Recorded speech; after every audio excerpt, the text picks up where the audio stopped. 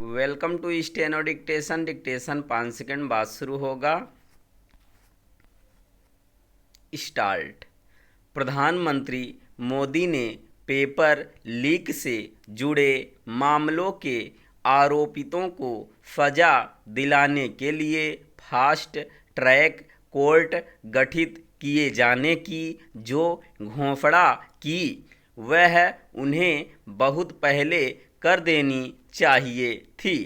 अच्छा होता कि इस विषय पर वे समय रहते देश को सीधे तौर पर संबोधित करते।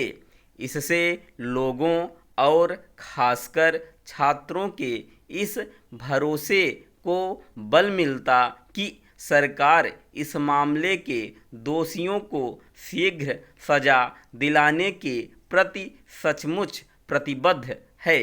जैसे नीट मामले में प्रधानमंत्री का सीधे तौर पर वक्तव्य आने में देरी हुई, वैसे ही इस प्रकरण को लेकर धरने पर बैठे समूह कॉकरोच जनता पार्टी से संपर्क संवाद करने में भी इसका परिणाम यह हुआ कि न केवल बीजेपी के संसद मार्च में हिंसा हुई बल्कि राजनीतिक रोटियां सेकने वालों को भी मौका मिल गया।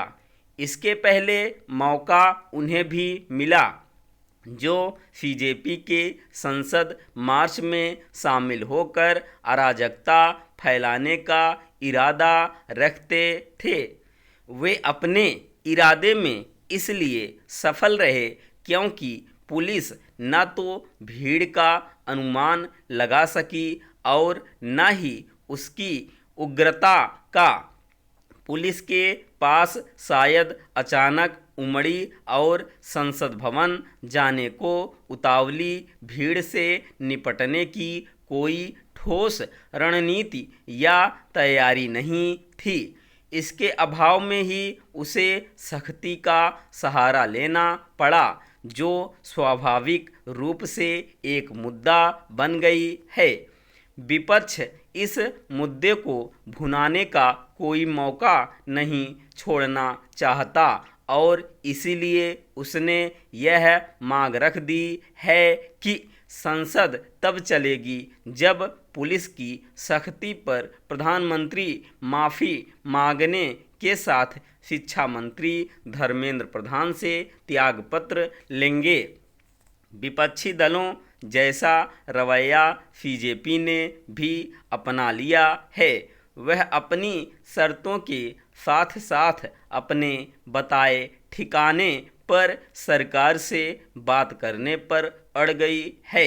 अब उसके लोग किसी मंत्री के घर या दफ्तर बात करने के लिए तैयार नहीं। यह हठ धर्मिता है। इससे विचित्र और कुछ नहीं हो सकता कि गतिरोध इस पर कायम हो जाए कि बात कहाँ होनी चाहिए। कहना कठिन है कि उसके और सरकार के बीच का गतिरोध कैसे टूटेगा।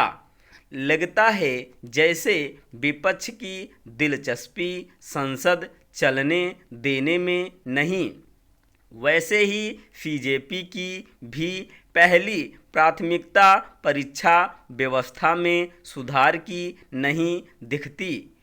उसका एकमात्र उद्देश्य शिक्षा मंत्री का त्यागपत्र दिखता है।